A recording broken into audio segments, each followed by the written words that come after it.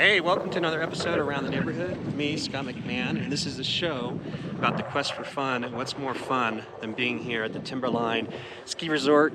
And right behind me was the Timberline Lodge, and we'll do a little bit of history about that. But it's pretty windy. Hopefully you're not getting too much wind in the microphone here. This is my first run of the season, so you get to join me. Hopefully I don't break an arm or something. All right.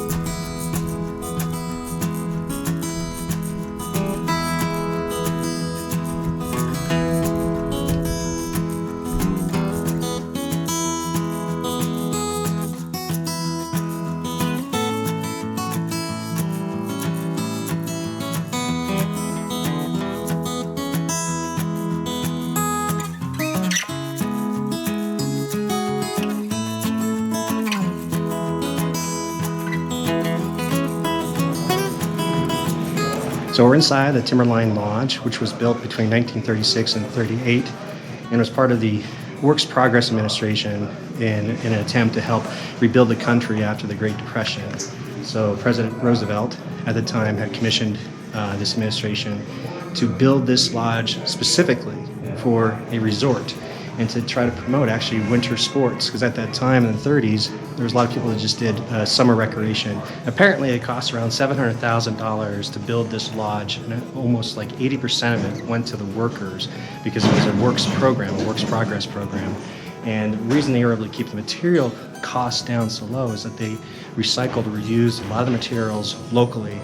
Believe it or not, we have some reused railroad tracks to create the fireplace. And these are actual chains from the truck to create the grate here to protect people from the fire.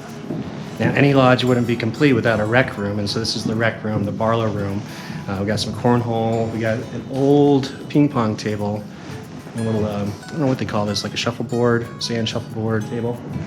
So what was great about the Works Progress Administration in this program, it gave skilled artisans an opportunity to get work as well as train those mentees or apprentices that had no skills. So not only were they getting paid a wage, the unskilled labor, but they were learning a trade from the senior craftsmen. So that's a portrait of Richard Comston, who was like the president of this lodge for many, many years, passed away in 2006. And the St. Bernard, the mascot Bruno. So we'll take a run one of his trails.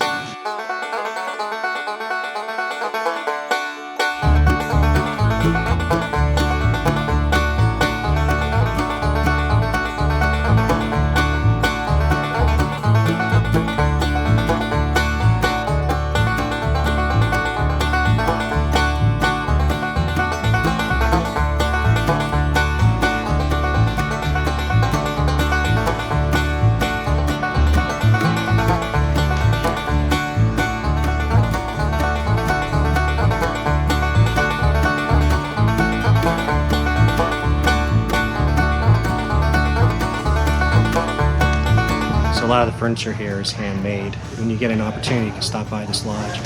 Just take some time to admire the craftsmanship. You know, it's amazing to have that program take place just after the Great Depression. You know, who knows, we might have to need another program like that one day again. And we built another lodge someplace. All these posts were recycled or taken from existing structures around the 1930s, and then they have the artisans carve these animals. Almost every single one is different. So this hexagon-shaped fireplace extends from the top floor all the way down to the bottom floor, and it has 6 openings. So there's 3 on this floor and another 3 down below. Now the Timberline Lodge is also famous for all you Stanley Kubrick and Stephen King fans because it was used as the exterior for the Overlook Hotel in The Shining. And also they repeated it in the new movie Dr. Sleep, which I thought was great, if you had a chance to see that one yet. And everyone wants to know whether or not there's a maze that actually exists across the lodge, and it doesn't. It was actually just built as a set for the movie. Since the interior of the hotel is over the Stanley in Colorado, they actually built a maze over in that hotel, but not here in Timberline. So as you can see behind me, this is the famous location where they introduced the snowcat to Jack Nicholson and his family, which has relevance later in the movie. Now that I got my snowboard all waxed up and we're done doing a little tour of the Timberline Lodge, it's time to get a few runs in for the end of the day. So here we go.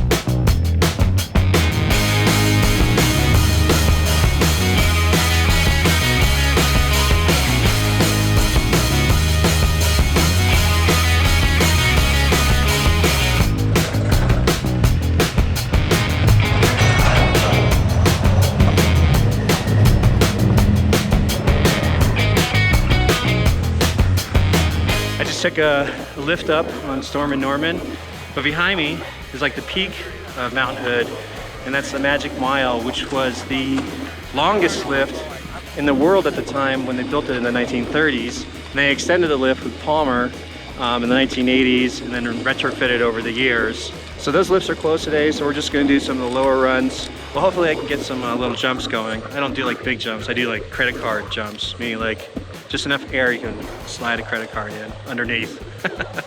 All right, let's go down Norm and we'll see what happens.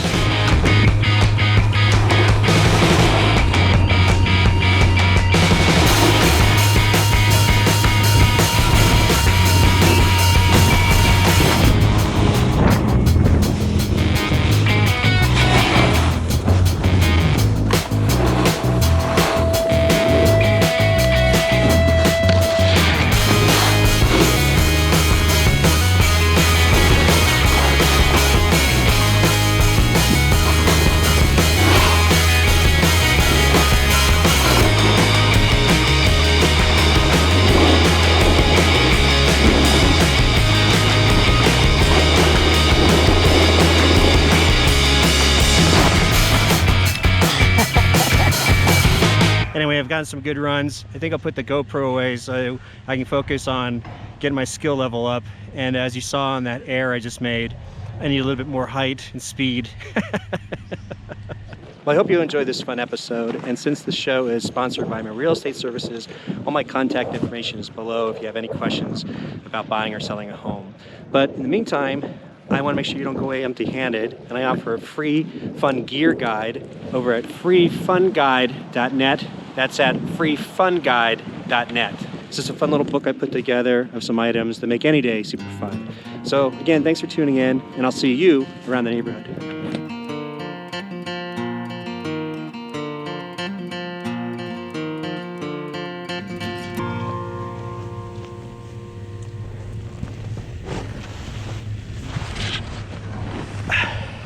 You can't really see because the sun is like literally glaring in our eyes, but it's such an amazing view of the valley.